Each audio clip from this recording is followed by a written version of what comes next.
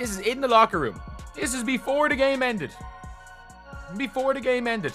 She comes out in the locker room and posts this. Like, what are we doing? Sitting there and I'm thinking to myself, is anybody on this team gonna stand up for Caitlin Clark? JC Sheldon grabbing Caitlin Clark all game, clawing at her. It's like tonight was a brawl, folks. Tonight was a brawl, and I'm sitting there, I'm like, is anybody on this team going to stand up for? And Sophie Cunningham. You're not prepared for this level of spicy drama because when Sophie Cunningham lost it, she didn't just clap back. Instead, she went full Avengers mode on the entire Sun team. Buckle up, this one is hotter than Angel Reese's Twitter feed. What happens when Sophie turns into a one-woman wrecking crew and bodyguards Caitlin Clark like it's her sworn WNBA mission? Oh, just a complete meltdown on the court, chaos in the Sun locker room, and Sophie handing out smoke like it's buy one get one free. And let's start with the play that set off the entire night. So as you guys can see here, JC Sheldon is guarding Caitlin Clark. She swipes her in the eyeball. Caitlin Clark nudges her off because JC stays in her face. And then Tina Charles runs over and is kind of wagging her finger in Caitlin Clark's face. And then Marina Mabrey comes out of nowhere and chucks her to the floor. Now let's watch this in slow motion. Here, JC Sheldon is guarding Caitlin, swipes her in the face. There's one. Going for the ball, swipes her in the eyeball. Caitlin's gonna have to start wearing goggles. And then Caitlin pushes her off of her, like, why are you still in my face? Marina Mabrey, bad out of hell, chucks Caitlin Clark. Since Sophie Cunningham didn't show up to hoop, but rather to handle business, by which we mean personally escorting Caitlin Clark out of every low-key ambush and cheap shot like she was protecting a royal jewel in a street fight. The WNBA as a whole ought to have obtained insurance as soon as she clocks in for her shift. Welcome to WNBA Fight Night, or as some people are saying, WNBA Raw. What a game that was. We had it all. We had basketball, we had fighting, we had blonde on blonde crime. Oh, such an epic. Oh, goodness. But at the end of the day, it resulted in an Indiana Fever W. 88-71, taking care of business. After the whistle blows, you bump Clark. Congratulations. You've unleashed the full force of a professional enforcer with a jump shot and no consideration for your safety. Forget teammates, Sophia is moving like a Secret Service agent who doubles as a demolition crew. You try to elbow Caitlin Boom, and Sophia teleports in like a WWE Tajin, ready to destroy your shoe deal and your dental alignment in one move. Let's start here. This is, of course, Sophie and Sheldon going down the floor. Sophie tries to wrap her up, and Sheldon gets to the floor, and all hell breaks loose. And Sophie said, I'm not having it. I'm not having it. We'll go. We'll go. So there's that. That, of course, was all a byproduct of this right here, folks. And I mean, when I tell you social media is setting the WNBA on fire right now, not in a good way, that's the understatement. The court becomes her courtroom. She is rendering decisions rather than asking questions, and the punishment is always the same: maximum pressure. It's domination by proxy, not protection. Sophie is an expert at using body language that makes even the most aggressive veterans hesitate before approaching the edge, such as the soul-snatching look, the try me body language, and the well-timed shoulder check. Of course, Marina Mabrey is going to get ejected because that was unwarranted. She literally came out of nowhere and chucked Caitlin Clark. There should be a flagrant one, of course, on JC Sheldon because she swiped her and hit her in the eyeball. Whether it is intentional or not, you can still have a flagrant a flagrant foul called on you, whether you are trying to intentionally hurt somebody or not. But this is what they called, you guys. This is what they called. Caitlin Clark, Marina Mabrey, Tina Charles were assessed with technical fouls on Tuesday. Caitlin, Marina, and Tina Charles. Technical fouls. That's it. Technical fouls. That's it. And JC Sheldon was assessed with a flagrant 1 foul, and no players were ejected. She expects the drama as if she's been reading the other team's group chat all week, and if there's even the slightest hint of animosity, she's already incoming. Sophie Cunningham is not available for hugs after the game. She is operating on a single frequency, touch Clark and you touch death, and isn't holding hands during warm-ups or tapping it up during shoot-arounds. She is the WNBA's walking alarm system, always on high alert while others engage in team-building activities and mindfulness. Sophie is out there using her eyes to perform discreet background checks. If she notices anything fishy about Clark, you might as well contact a doctor. This level of steadfast devotion combined with nuclear ferocity is unfamiliar to the league. Instead of entering games with a Zen song and an inspirational saying, she's charging into arenas as if she's looking for a reason to start the mayhem. Her very presence is enough to cause teammates to silently thank the basketball gods that she is on their side and sideline reporters to squirm uneasily. This is instinctive. It's not energy that you teach. This kind of erratic dedication hasn't been seen in the league since the days when defenders had complete access and played like bouncers. Cunningham has taken that tradition, given it a new twist, and added a refusal to put up with even the slightest hint of disrespect. I feel good, and Sophie Cunningham put me out on a high note, folks. I didn't even say, Ben, calm down. Calm down, regroup. I didn't even say that. Let's get straight to the play. Everybody, the plays everybody is talking about. First off, Marina Mabrey body checking Caitlin Clark to the ground. JC Sheldon all over her. Riding her. Pokes Caitlin Clark in the eye. Oh, man. Caitlin Clark needs to start wearing goggles, folks. Caitlin Clark's going to need to start wearing goggles. Bumps up on Caitlin Clark. Caitlin Clark says, "Get your hands off me." And then here comes Marina Mabrey. Boom! Exploding Caitlin Clark like a safety coming downhill in the NFL. There was no flop there. This kind of unrepentant ride-or-die enthusiasm hasn't been seen in the WNBA in years.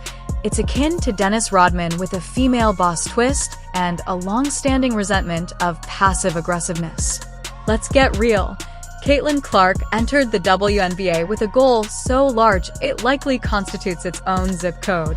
Cunningham doesn't simply show there. She throws herself into the middle of the storm and challenges it to blow harder. The rookie with the golden range was the enemy of the month every month, not just by the defense, with entire rosters around her as if it were open season. Players gathered not to test her skill, but to try to break her spirit. However, Sophie Cunningham was watching every move like a hawk that skipped brunch and was ready to feast. Some brought their game faces, while others brought petty grudges, old rivalries, and unresolved issues that had nothing to do with her, but were unloaded anyway. Literally about a minute and a half into recording this reaction earlier, with 1 minute left, and all hell broke loose between JC Sheldon and Sophie Cunningham, and it is very clear the Indiana Fever, some of these girls on this team are finally fed up. Once again, WNBA, we're not talking about your basketball. We're talking about the WNBA WWE Raw circus that you got going on right now, and we all know this incident with Sophie stems from the incident that was clearly not handled correctly by the WNBA and the referees. Sophie became the storm chaser with a steel spine and a memory sharper than her crossover, while Caitlin dealt with the chaos of being the headliner. She underestimated how quickly one woman could create an entire no-go zone around her teammate, turning every threat into an opportunity for demolition. This wasn't about stat sheets, it wasn't about highlights. It was about making sure Clark didn't have to wince every time someone ended up with a loose elbow. So, while the league planned, strategized, and whispered, Sophie strapped on symbolic brass knuckles and made sure no one forgot. This rookie might be the future, but her present is heavily guarded. But guess what the league didn't realize is that Sophie wasn't walking in alone. Instead, she had Sophie, and Sophie's not a bodyguard who walks you to your car and calls it a day.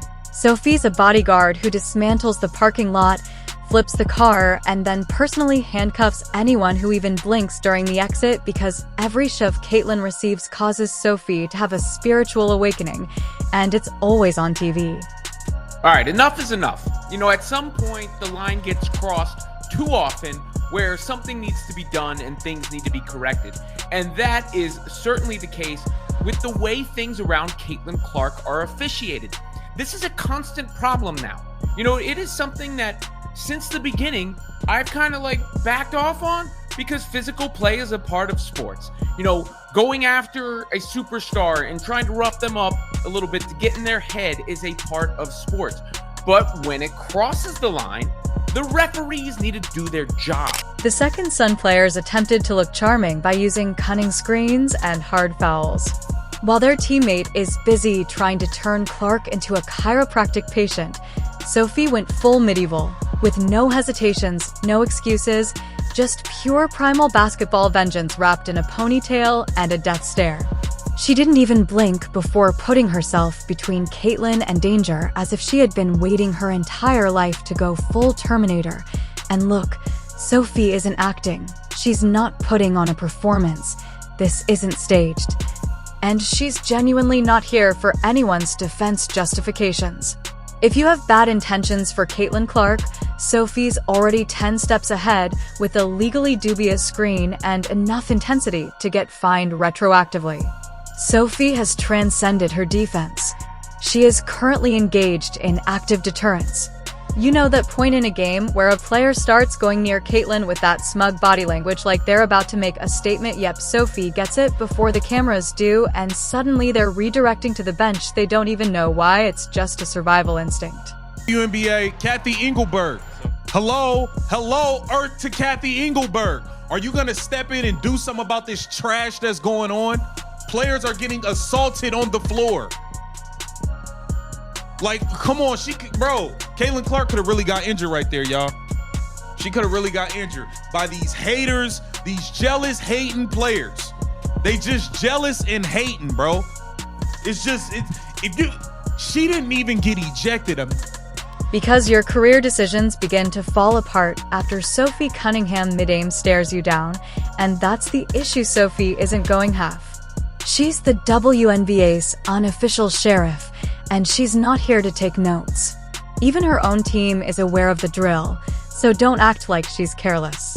This isn't chaos, it's precision-controlled demolition, and she'll truck you with a technicality, smirk as you hit the hardwood, and then assist her teammate in leaving like nothing happened.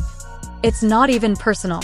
Sophie simply has a job to do, and that job is to protect Caitlin Clark at all costs, possibly rebranding the WNBA as a contact sport with the required dental plan. Caitlin Clark, please leave this league and let it crumble. Please, this league does not deserve you. All this hate from these black people, all this hate from these lesbians, these people in the media, just go play basketball somewhere else. Your fans will follow you. We will follow you wherever you go. But let this shit crumble and burn to the fucking ground, man. Let the viewership drop below 50%. Let them lose hundreds of millions of dollars again, man. Let them go back into fucking irrelevancy. Nobody giving a damn about none of these players. Just leave. She's out here delivering full combatant repercussions without seeking permission or casting a vote.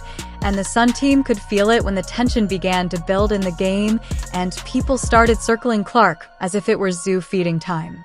Sophie was the warning sign, the red flag, the last boss, and she came flying in like a caffeine-fueled hawk with a grudge. You would think that one of the Sun players would say, hey, maybe we don't start a physical war with a team that's got a certified rage missile in a jersey. However, as the dust settled and Caitlyn continued to drain jumpers as if nothing had happened, Sophie stood there like a victorious gladiator, unfazed and utterly uninterested in your post-game analysis. This wasn't just a skirmish, though. This was a declaration of war, and Sophie was the general, the artillery, and the battlefield all in one. Nah. Enough's enough, bruh. Enough is enough, bruh. What is going on? WNBA, y'all need to get this under control. This is ridiculous. Marina Mabry, you just put yourself in the Dejanay Carrington box. You dirty slime ball player, you come and blindside Caitlin Clark. Marina Mabry assaulted and tried to fight Caitlin Clark today. This is ridiculous. WNBA, Kathy Engelberg, do something. Do y'all want to go back to 55 to 60% of the people not watching shit again? I normally don't cuss in my blogs, but forget that. This was bull. Since Sophie doesn't require approval, she doesn't give a damn about appearances, and she doesn't care if your PR staff believes she's too forceful. She came to enforce peace by causing as much disturbance as possible, and let's face it, every team in the league is aware now if you even sneeze in Clark's direction. Like an elite bodyguard with built-in rage sensors, Sophie is already loading up with more intensity than a Marvel villain. Her goal is to steal your breath, ideally while blocking your layup and giving you a look that will haunt your off-season workouts. When she senses a change in vibe, she goes DEFCON 1. Sophie gives you an uninvited chiropractic adjustment after someone disrespects her teammate. You try to chirp during a timeout, but Sophie is waiting on the bench with her arms crossed, acting like your frustrated gym teacher. It's almost poetic when someone does that. So much happened in this game, but first, let's talk about Sophie and JC. All right, JC Sheldon. My goodness, dog. My goodness. Now, honestly, I felt like Sophie might have wanted a piece of JC after the Caitlin Clark and JC kind of scuffle going on, right? Then this happened, okay? This isn't team chemistry. It's straight-up organized retaliation, and fans are beginning to realize that they're not just watching to watch Caitlin drop 30. They're watching to watch Sophie unleash righteous fury on account of every uncalled foul from the last 5 games. She's rewriting the rule book on team spirit and replacing it with "Don't make me end your season." Even commentators are unsure of how to handle it. They're trying to spin it as competitive passion, but deep down, they're just grateful she hasn't jumped into the booth and blocked them for saying something stupid. It's become performance art. Basketball is played 1 minute, and then Sophie and anyone brave or stupid enough to try their luck are engaged in a full-on standoff. Sophie is more than simply a player. She serves as a deterrent. You know how some creatures in nature use their vivid colors to alert predators to their danger? When Sophie detects foul play, that's her face. By this point, the entire WNBA has realized that if you mess with Caitlin, you're not playing basketball anymore. Instead, you're going into a personal Survivor episode where Sophie is the fire, the storm, and the tribal council all combined. We see Caitlin Clark on the receiving end of something, and it's not called correctly.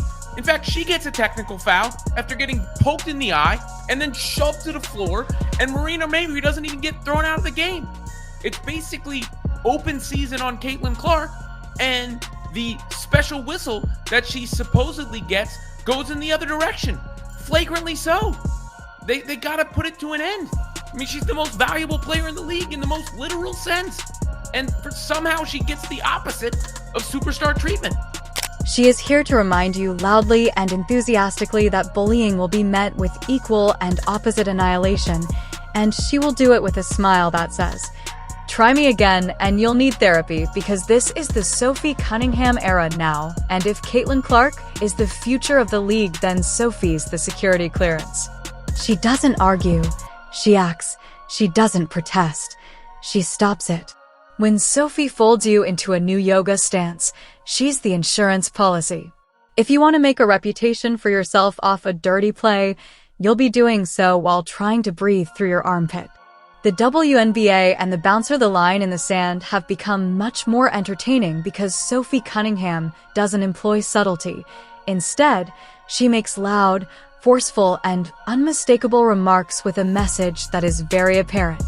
Sophie declared that Caitlin Clark was untouchable, so if you disagree, you had better pack a helmet and say a prayer because Sophie is coming and bringing the storm.